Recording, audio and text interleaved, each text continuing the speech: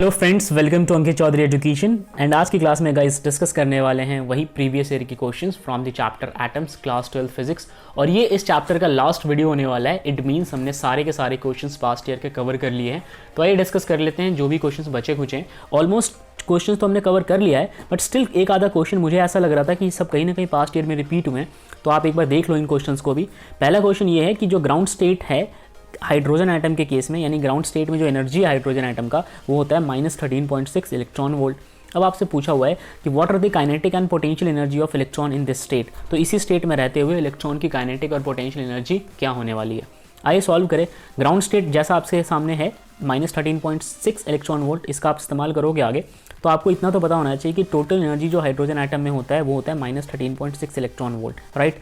अब जो kinetic energy होता है वो इक्वल होता है negative energy of total energy. Yes, kinetic energy her bar equal होता है negative energy of total energy, यानी कि जो टोटल एनर्जी है उसके आगे आप नेगेटिव लगा दो, वो हो गया काइनेटिक एनर्जी। सिंस जो टोटल एनर्जी है वो खुद ही नेगेटिव ऑफ -13.6 है, तो इसका भी नेगेटिव करोगे तो वापस ये पॉजिटिव बन जाएगा। ये चीज़ देखो ध्यान से, ये पॉजिटिव बन गया, यानी कि काइनेटिक के केस में टोटल एनर्जी का नेगेटिव करना है तो पॉजिटिव बन गया 13.6 इलेक्ट्रॉन वोल्ट।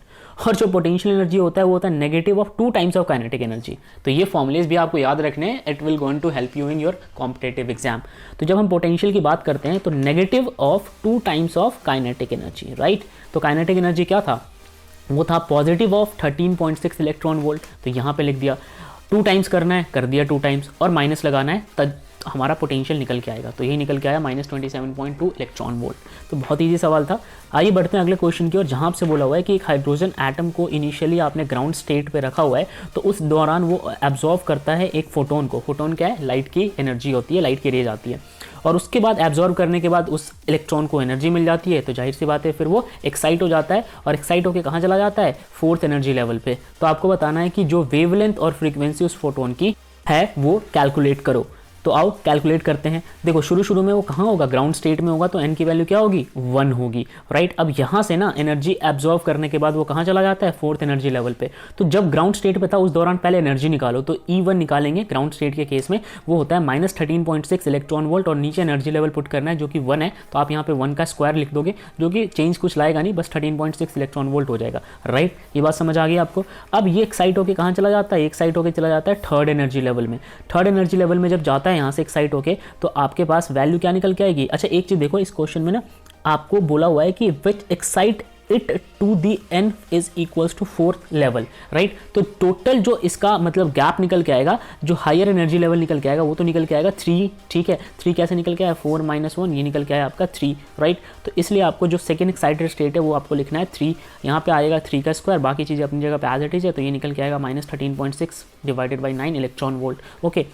अब यहाँ पे हम कैलकुलेट करने वाले हैं जहाँ पे वो एक्साइट होके जाएगा वो, तो कहाँ जा रहा है एक्साइट होके, वो जा रहा है 3rd में। तो जब आप एक्साइटेड एनर्जी लेवल कैलकुलेट करने वाले हो, यानी कि उस एनर्जी लेवल का एनर्जी कैलकुलेट करोगे, तो वो निकल के आएगा E2, जो कि फिलहाल जहाँ पे इलेक्ट्रॉन आपका मौजूद है, या यूँ कह लो आपका एटम मौजूद है। तो E2 आप उसको लिखोगे is equal to -13.6 electron volt divided by n square. जाहिर सी बात है n की वैल्यू 3 है, तो यहाँ पे आप 3 का स्क्वायर 9 लिखोगे, तो ये आ जाएगा -13.6 इलेक्ट्रॉन वोल्ट। बहुत आसान था।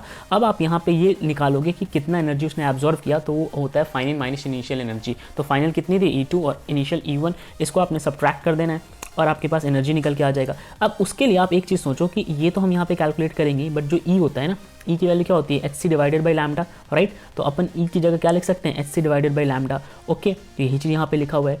और आप एक और काम कर सकते हो कि जब आपको अगर वेवलेंथ पूछा हो क्वेश्चन में, क्योंकि यही पूछा भी है हमसे, तो वेवलेंथ के लिए लैम्डा को इधर भेजोगे, एनर्जी को आप इधर भेजोगे, तो ये आ गया आपके पास lambda is equals to hc divided by E, right. अब देखो यहाँ पे लैम्डा तो इस तरफ अपनी जगह पे रहेगा ही, यहाँ पे h की जगह प्लैंक्स कांस्टेंट की वैल्यू पुट करोगे, स्पीड ऑफ लाइट पुट करोगे, और ये E क्या होगा, ये E वो E होगा जो आप यहाँ पे कैलकुलेट कर रहे थे, याद है आपको, ठीक है। E2 - E1, तो यहाँ पे E2 - E1 देखो, ये रहा E2 और ये रहा E1, ठीक है। आपने ये चीज़ पुट कर देनी है, और जब ये सारी चीज़ें पुट कर दोगे तो लैम्डा निकल के आएगा 97 नैनोमीटर, ओके।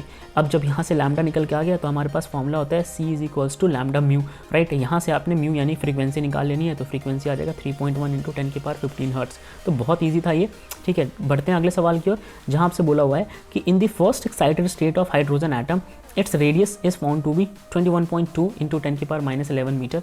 ठीक है भाई, रेडियस जो है पहले एक्साइटेड स्टेट के केस में हाइड्रोजन एटम का 21.2 गुने 10⁻11 मीटर है। अब आपसे बोला हुआ है कि कैलकुलेट करो बोर रेडियस इसके ग्राउंड स्टेट में, और साथ में कैलकुलेट करना है total energy of the atom in second excited state. तो कैलकुलेट करते हैं। तो जो रेडियस की बात है जो कि हमारे क्वेश्चन में गिवन है वो है 21.2 इंटू 10⁻11 मीटर।